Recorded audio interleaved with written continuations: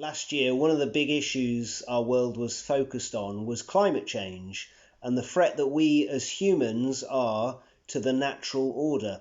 And this year, we as humans have come under threat as floods have hit, and then, of course, the global crisis that is coronavirus. And on top of that, we've been made very aware of the issues of racism as riots and protests have gone on around the globe. So there is conflict with nature, from humans to nature and from nature to humans. And there is conflict within humanity itself as people divide over things like skin colour and background. None of this is especially out of the ordinary. There is always conflict going on in our world. There are always wars, natural disasters, genocides, tragedies, mass injustices, many other things which make our existence as human beings in this world one of conflict. And every time we're faced by something like this, we're left wondering, how is all of this going to get sorted out? Now, the answers we tend to come up with as humans are things that come from our intelligence, or we presume upon our inherent goodness to sort out these huge issues. But as time goes on and some of these matters become more pressing, you can begin to wonder if maybe we'll never figure it out. Maybe we're not actually as good as we think we are. Well, the message from God in the Bible is that these problems, for these, only God can truly sort them out. Now, that doesn't mean we shouldn't try and do what we can. Of course we should. And actually, knowing that this is on God's heart to resolve these conflicts, that should actually inspire us to try and do what we can. But if so many of the problems in this world are from us as humans, then perhaps we need a solution that comes from outside of us as humans. Perhaps we even need a solution from outside of this world. Ultimately, what we need, or who we need, is God to fix this broken world. Now, we're almost at the end of this series, Life Plus, that we've been doing. We've been thinking about what life is like for the Christian after this life. And so far what we've done is to look at things in order of the events that they will actually happen. So first we've seen that for the Christian that dies now, when they die, they leave their bodies behind and they go to live with Jesus in heaven now. And then we've seen that when Jesus returns at some point in the future to this earth, he will bring with him those Christians who have died, raise up their bodies, and he will unite all Christians, both those who have died and those who are still alive, with himself so that they can all be with him forever. Last week, we spent some time thinking about what those new physical bodies will be like, how they will be better than our current physical bodies, and that they will be bodies that cannot die or even wear out. Well, this week we're expanding the picture, lifting our gaze from ourselves to look at what happens to the rest of the world, what happens to this universe when Jesus comes back to this world. And the simple answer for that is that this world is made into a whole new world. In fact, not just this earth, but heaven as well is remade. In this message from God that Isaiah is delivering in Isaiah 65, those are exactly the kinds of terms that he's using. So have a look there at verse 17. See, I will create new heavens and a new earth. The former things will not be remembered, nor will they come to mind. The same kind of wording is also given in the last book of the Bible, where John sees a new heaven and a new earth because the old heaven and the old earth have passed away.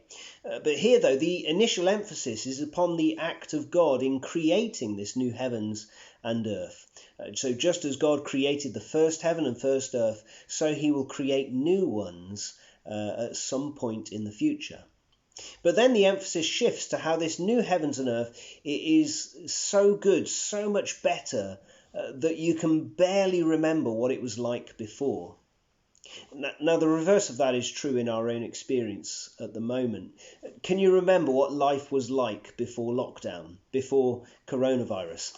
Our current experience is so different and so consuming that probably our memory of normality has almost faded. Sometimes when watching TV programs that have been recorded before coronavirus, You see people shaking hands and hugging, and it just looks very weird that they're not socially distancing. It evokes memories of what we used to experience that we can barely recall now. Well, reverse that image into a positive image.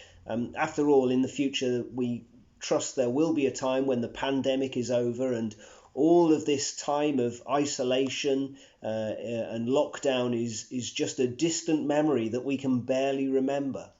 But in the same way, our current experience of Earth and the world as it is, all of that will one day be barely memorable, because what is to come of the new heavens and earth will be so much better than it is in our current experience. So because our world will be, the new world will be so much greater and so much better and so consuming for us, our memory of the world as it is will have faded. Verse 18 and 19 then explore this new experience. It describes it there as Jerusalem, because the word Jerusalem would have evoked to them something in Isaiah's time of God's place of meeting with his people. But verse 18 describes this place to be a delight, and verse 19 as a place where God rejoices over this new place. And so we too are to delight and rejoice in that future even now, as it encourages us in these verses. So these aspects of conflict that we currently experience, well, they're because of our human rebellion at the very beginning of the Bible. But in this picture, as we're going to see, this curse is fully removed from this world as it is recreated as a perfect place in which God can live with his people. And that's what makes it so much greater, so much better, a place of delighting and rejoicing, because the curse is gone and God can live with his people as the world is remade. So let's explore this new world. If you like, let's put on our walking boots and take a journey around this new world. As we look at this picture, though, you've got to bear in mind that this is trying to describe something from another world. This is using pictures from our world to describe something that is beyond our current experience. And that means that the pictures that it uses are inadequate in completely describing everything, but they're not completely inadequate in that they do describe something that we can hang on to. It's a bit like if I were trying to describe to you what crocodile meat tastes like. Now, chances are most of you have not eaten crocodile meat. Well, there's a restaurant near to where we live that sells all kinds of exotic meat, and on one visit I had a meat skewer that was made of bison, zebra, kangaroo and crocodile. Now, if you've never eaten crocodile meat, you can't fully understand what it tastes like. But I could have a go at describing it to you using meat that you've probably eaten before. And for the record, crocodile meat tastes somewhere between chicken and fish, at least in my opinion.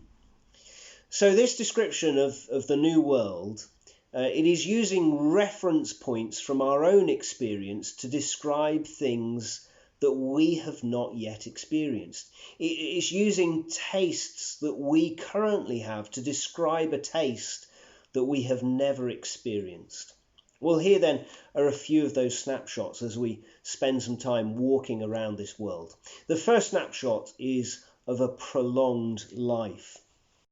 The description we're given is in verse 20 of babies that don't die young and old people who don't fail to live out their years.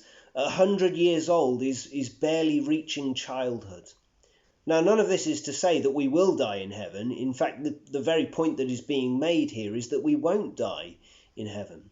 But it's using our experience of the pain of losing people that we love, even sometimes at a very young age, to say that it will be the opposite of that. That will no longer be part of our experience, because death will be no more. So in the new heavens and new earth, there will no longer be any death. Our lives will be prolonged indefinitely. We will live forever. Death is one of the main impacts of the curse that we experience as humans because of the sin that we have brought into the world.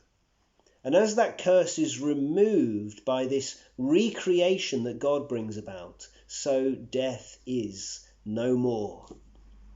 Now, we can't conceive of that, can we? We think that if there is no death, then it must surely just be like Groundhog Day, where it just gets boring or goes on repetitively. But that won't be the case either, as we'll come on to see. But before that, let's see the second image. The second image is of a protected life. I've never planted a vineyard, I've never built a house, but I know both of those projects take a long time, and both projects are intended to benefit you for a long time as well. So it takes a long time to plan and then to build a house. It takes a long time for vines that you've planted to grow to maturity and produce good grapes. But once you've built a house, you want to benefit from living in it for a long time. Once you've got a vineyard working, you want to enjoy the investment that you've put into it. Well, both those pictures are given to us in verse 22 to convey the sense of protection that there will be in the new heavens and the new earth. You see, those long-term projects of house building and vineyard planting, they're the kind of projects that you only undertake when you know your life is safe and secure. For example, in times of war or recession, or as we're now in, pandemic, in those times of crisis, you don't tend to make too many long-term plans, do you? These times are times of uncertainty. So instead of companies making big plans for expansion and investment, instead of that, sadly, we are hearing of cuts and job losses. Maybe you even know that from first-hand experience. Well, in contrast to that, the new world that it's talking about here is a place of complete security and protection. There can be no wars, no external threats to the peace. There is a stable environment to live in. There's no risk of flooding or of any other kind of crisis. Another metaphor that it gives us here is that of a tree. Now, trees take a very long time to grow, don't they? The oldest tree in the UK is believed to be the Fortingall yew in Perthshire, and it is thought to be around 2,000 to 3,000 years old. That's very old. Our environment in this new world will be so protected and secure that we can thrive like old yew trees because there will be no threats to us. Our great enemies of sin, death, and the devil, in that new world, they are all gone. Well, the third picture that we're given is of a pleasurable life. And the end of verse 22 speaks of our enjoyment of this new world, particularly of what we have worked hard to enjoy. So verse 22, the second half of that says, "My chosen ones will long enjoy the work of their hands. They will not labour in vain, nor will they bear children doomed to misfortune. For they will be a people blessed by the Lord, they and their descendants with them." There's little worse in life than when you've slogged away at something only to have someone else come along and steal it away from you so that you can't enjoy it. Like, for example, if you've worked hard baking, making some nice treats, only to have the children sneak in and take them away so that you can't enjoy them. Or if you've cooked yourself a nice steak, you're leaving it just to rest, and then the dog comes in, jumps up and runs off with it and gobbles it up. If you've produced something nice, you want to be able to enjoy it, don't you? Well, the new creation will be one of plentiful pleasures, pleasures that we will get to enjoy rather than them being snatched away from us. But our greatest pleasure, as it talks about there, is that of knowing the blessing of the Lord and of our fellowship with him. In verse 23, it speaks of us enjoying his blessing. And that is the divine favour of God upon us for our good, for our benefit, for our pleasure. Now, we were made to take pleasure in God. We were made to receive from him and have his pleasure upon us. And in this new world, we finally fulfil properly our original purpose as those who take pleasure not just in God's gifts, but in God himself. Well, our final picture, fourthly, is of a peaceful life. I saw a video the other day of a seagull that took a rabbit in its beak, got it in there, and after a few minutes of trying to enlarge its beak and open wide its throat, it swallowed this rabbit whole. And that is just what it's like in the animal kingdom, isn't it? There's constantly either hunting or being hunted. One animal gets another, but then the animal gets eaten as well. And that's the animal kingdom. It's in constant conflict. Well, in verse 25, we're given 3 predators, and we see how they are changed in the new world. So the wolf, instead of preying upon the lamb, it lies down with the lamb. The lion, instead of hunting animals, will eat grass. And the snake has its dust to eat rather than small rodents. It's not just about these specific animals, and it's not even just about animals. It's not trying to say that vegetarianism is the only moral choice for Christians, though that might be your conviction. It's simply trying to portray that the conflicts that exist, even in the animal kingdom, will then be turned to peace in this new world. In that time, it's like we all, with the animals, will sign this big peace treaty where we will vow never to fight in order to outdo each other, never to gain at the expense of another. No more will there be hurt and war and destruction, but there will be peace, only peace. So that's 4 pictures of life that goes on forever, life that is kept from harm, life of pure delight, and life that is free from conflict. Does that not sound like the kind of world you would like to live in? It does to me. And that is the world that is coming. That is the very real physical place where heaven is joined to earth, where God comes to live with his people. Once Jesus returns, all people will be raised and his people will be taken to be with him. This is their eternal condition. This is the eternal place where God's people will live with him. This is how God will remake heaven and earth to be the perfect place that is without the curse, where all of the problems that we experience at the moment, all of the conflict that we have introduced will be finally removed. Now, if this is something that you long for, then this is something that is yours for the taking in Jesus. This is something that awaits those who have believed in him and have followed him with their lives.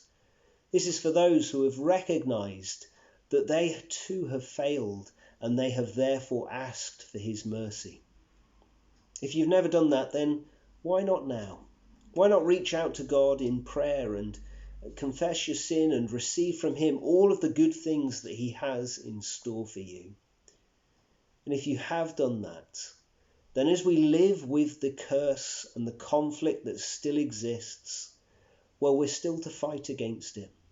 We're to fight against those ill effects like pollution and racism, sickness, death, injustice, conflict, whatever it might be. We can try and overcome these things as much as we possibly can, knowing that this is God's ultimate plan and desire, but also knowing that one day he will come and finish that job. He will recreate the world, and there we will enjoy him forever. Well, let's sing another song about that new world before we come to a close.